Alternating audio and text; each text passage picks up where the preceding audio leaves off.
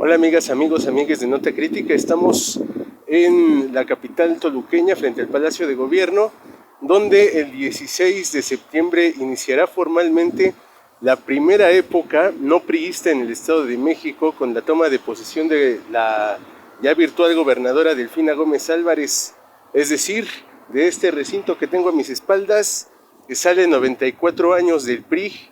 Esto tampoco implica necesariamente que dicho régimen se haya terminado, sino que inicia en realidad lo más difícil, que es desincorporar todo este concepto de la escuela Han González, como pudiéramos llamar a estas premisas que han surgido de dicho personaje, como que político pobre es un pobre político, y que se han sustentado también desde tiempos inmemoriales con el poderío de algunas familias en el Estado de México. Cabe destacar que, por ejemplo, Alfredo del Mazo Maza, el tercero con el nombre si estuviéramos en Juego de Tronos, pues será el último del Mazo priista en gobernar.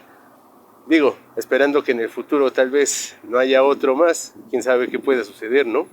Del Mazo Vélez fue el primero, del Mazo González fue el segundo, del Mazo tercero ahora.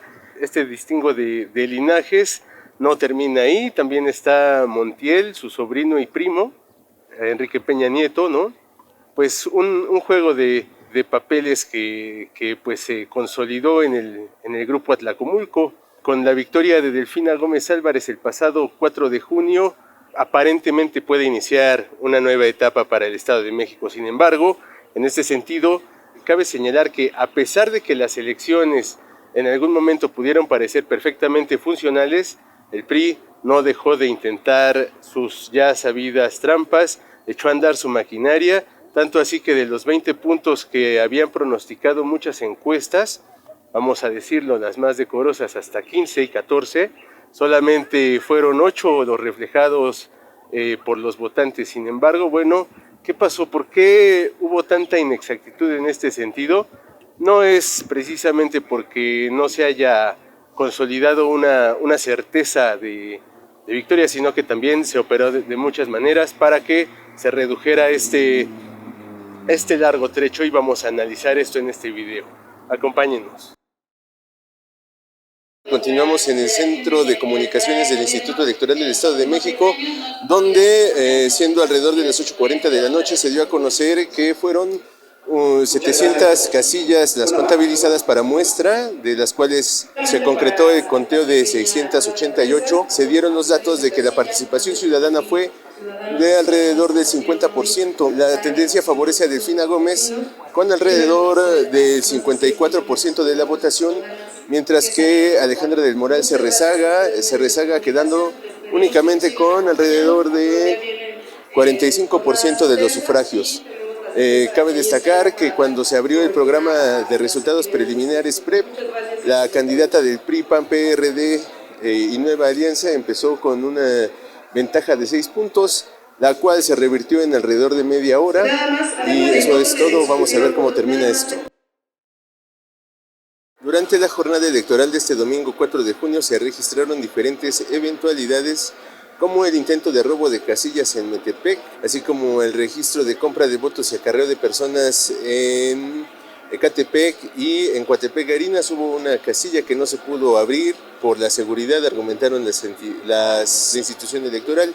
Asimismo, circuló una encuesta antes de tiempo. Cabe destacar que las encuestas no se pueden publicar antes de que cierre pues la jornada electoral. Esta encuesta, además de ser ilegal por esta violación a la ley electoral, bueno, pues resultó que era falsa, según informó Parámetro Investigaciones. Sin embargo, desmintió a través de un comunicado los resultados, que daban alrededor de las 12 o 1 de la tarde como ganadora en una presunta encuesta de salida a Alejandra del Moral Vela. Seguimos aquí en el centro de comunicaciones del Instituto Electoral del Estado de México, y bueno, notificamos que a las 9:30 de la noche, a las 9:30, en una conferencia de prensa muy breve, la candidata a gobernadora por parte de la coalición PRI, PAN, PRD, Nueva Alianza, aceptó que la tendencia no le favorece. Esto luego de que se ha mantenido hasta el momento una ventaja de Delfina Gómez en el cómputo de resultados preliminares, donde pues ella aventaja con 53% por 43% de votos a favor de Alejandra del Moral. Con esto aparentemente se oficializa que al Estado de México llega una nueva gobernadora y pues esperemos que la transformación de verdad sea visible en un estado donde ha sido dominado por un grupo de familias durante 94 años. No va a cumplir el siglo el PRI gobernando la entidad. ¿A qué se va a enfrentar el gobierno de Delfina Gómez Álvarez? Bueno, pues sin duda alguna va a tener serias complicaciones con lo que va a ser el inicio de su gobierno, y es que tan solo gubernatura que va a salir dejará algunas cosas pues sin explicación. En este sentido se va a ver sin duda qué tanto va a ser capaz la Cuarta Transformación de perseguir y no dejar impunes ciertas actitudes de corrupción. ¿En qué sentido? Bueno, 2 días antes de las elecciones se dio a conocer un reportaje de la periodista Teresa Montaño bajo el sello de The Guardian, que sin duda conmocionó a quienes lo leyeron, porque cabe destacar que en el Estado de México no se difundió mucho la noticia, y esto de forma personal quiero puntualizar. Me parece que no tuvo que ver con un hecho totalmente o plenamente electoral.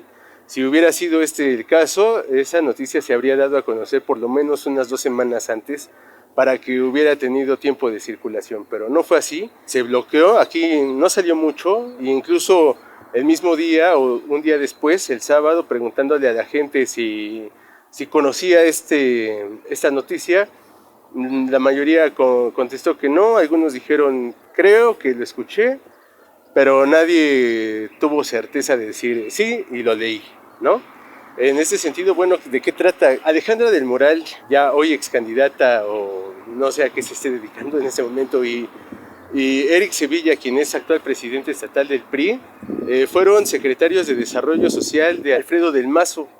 En este sentido, ellos controlaban el capital con que los programas sociales funcionaban en el Estado de México. Con esta base, la señora Montaño investigó algunas de las contrataciones y se dio cuenta de que hubo 15 contratos para 40 empresas que no existían. Yo espero que lean ese reportaje completo, porque sin duda es muy interesante de cómo se opera en este sentido. Y cabe destacar que a esto se atribuyen 5,000 millones de pesos. Esto es un dineral, pero por desgracia tengo la sospecha de que es una pellizcadita de lo mucho que pudo estar ocurriendo no solo en el gobierno de Del Mazo, sino anteriores. ¿A qué me refiero? Bueno, igualmente como secretarios de Desarrollo Social, Alejandra del Moral y Eric Sevilla respectivamente se hicieron cargo de la administración del programa estrella del gobierno de Alfredo del Mazo, que es el Salario Rosa. El Salario Rosa, al que se circunscriben algunos otros programas, como son becas, apoyo a madres de familia, apoyo con útiles escolares, etcétera, etcétera, etcétera. Esto se implementó obviamente durante el primer año del gobierno del masista. Sin embargo, durante ese año no hubo auditoría. ¿Qué quiere decir? Bueno, que usaron los fondos como se les vino en gana. En otro aspecto, el segundo año, el año de 2018-2019, hubo observaciones por 1.500 millones de pesos. Insisto, 1.500 millones de pesos en solo un año, para que el tercer año hubiera observaciones por alrededor de 2.600 millones de pesos. Es decir, en solo 2 años son 4,000 millones de pesos más o menos los que no se explicaron con este programa. Esta no es una información que... Permítanme un segundo en lo que suenan las campanas de la catedral.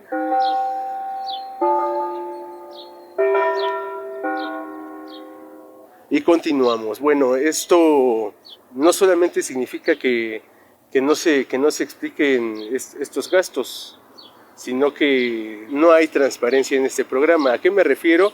Que estos datos no son inventados, no son referidos, son oficiales, son del Organismo Superior de Fiscalización del Estado de México, que a lo largo de estos años ha hecho observaciones a estos programas sociales por dichas cantidades.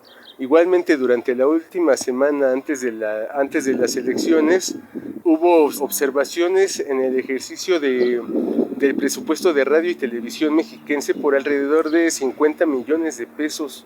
Este sistema que pues tradicionalmente es un brazo del gobierno en turno, del partido en turno, se denunció pues una cierta carga a favor del PRI en este canal estatal. Bueno, que eso en realidad no es una novedad, siempre ha sido así, pero pues ahora hubo más confrontación al respecto, ¿no? Entonces, este tipo de funciones del Estado coercitivo han venido a reforzar dos cosas.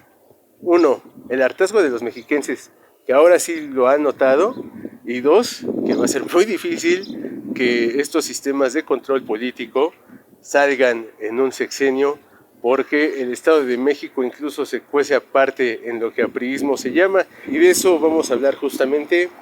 Pues durante esta semana también se suscitó una entrevista peculiarmente interesante del gobernador todavía, Alfredo del Mazo Maza, con Joaquín López Dóriga, el periodista que incluso se veía más molesto por la pérdida del Estado de México que el propio gobernador. Parece que a López Dóriga le indignó mucho que la gente haya votado por otra opción que no fuera el PRI, y irónicamente a estos que han tachado de dictador a López Obrador, bueno, ahora resulta que tuvo la culpa del Mazo y que del Mazo negoció el Estado porque no intervino y no hizo nada porque el PRI ganara, cuando cabe destacar que cuando una persona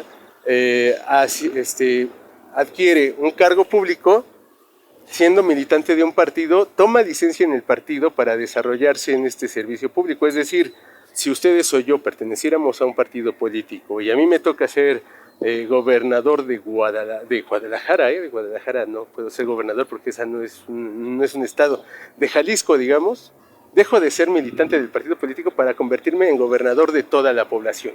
En este aspecto, cuando soy gobernador de toda la población, ya no tengo injerencia ni sobre mi partido político, ni sobre los candidatos, y como dijo Alfredo del Mazo, válgame Dios que le estoy dando la razón a este hombre, lo que tengo que hacer únicamente para garantizar una elección justa y sana es eso, generar las condiciones de una elección justa y sana, seguridad, gobernabilidad y neutralidad del gobierno, ninguna decantación por alguno o en contra de algún otro, ¿no? Entonces, aquí cabe destacar también que incluso el propio Alejandro Moreno Cárdenas, presidente nacional del PRI, hizo ese énfasis en que no se metió Alfredo del Mazo, ¿no? Bueno, ¿qué tan autoritario se debe ser? ¿Qué tanta cultura autoritaria debe uno tener en su vida? ¿Qué debió pasarle en la vida a este hombre para que su normalidad fuera que, como no le arrebataron la elección ahora, más bien otra vez como hace 6 años a Delfina Gómez, pues tuvo un error Alfredo del Mazo, ¿no? Y no es que no lo hayan intentado, en realidad ya notamos que sí, solo que ahora no se pudo y estuvo más controlado también este hombre, porque bueno, pues cabe destacar que a él lo que le interesa es terminar lo mejor y más dignamente posible este gobierno, donde en realidad el tipo ha sido un fantasma que a veces se pasea por este lugar, pero en realidad muy pocos lo han visto concretamente gobernar alguna acción o alguna declaración interesante que no sea cuando lo llama el presidente a alguna conferencia de prensa, o esta vez, y eso para defender más o menos el prestigio del priismo del Estado de México, que bueno, pues hoy enfrenta una crisis que vamos a ver qué tanto se extiende, porque, insisto, hay de dos sopas. Que empiece a haber ahora sí una serie de pactos de impunidad, que esperemos que no sea el caso, y otra, que empiece a haber una tendencia a propiciar una cierta ingobernabilidad en el Estado de México para que los números de Delfina o de la Cuarta Transformación sean negativos y solamente sea un sexenio anecdótico, un espacio de 6 años para que después regrese el PRI a completar los 100 años de gobiernos en el Estado de México. Vamos a ver qué pasa. Esperemos que no sea algo negativo, que la gobernabilidad se rija, que se imponga la justicia, que empiecen a cambiar las cosas y por supuesto empiece a mejorar la vida en el Estado de México, cuya pobreza extrema se duplicó solamente en el lapso de 2018 a 2020 el 4.7% al 8%, que es el estado, de acuerdo con el Sistema Nacional, con mayor reporte de delitos, que es el estado más feminicida y que es el estado con mayor pobreza laboral. Es decir, que los trabajadores tienen unas prestaciones muy deficientes y por debajo de la ley. Vamos a ver qué puede revertir el gobierno morenista que encabezará Delfina Gómez Álvarez. Y pues yo dejo este análisis. Nos vemos hasta la próxima. Cuéntenme ustedes qué opinan. No olviden suscribirse, activen la campanita y nos vemos en nuestra próxima emisión de Nota Crítica. Hasta entonces.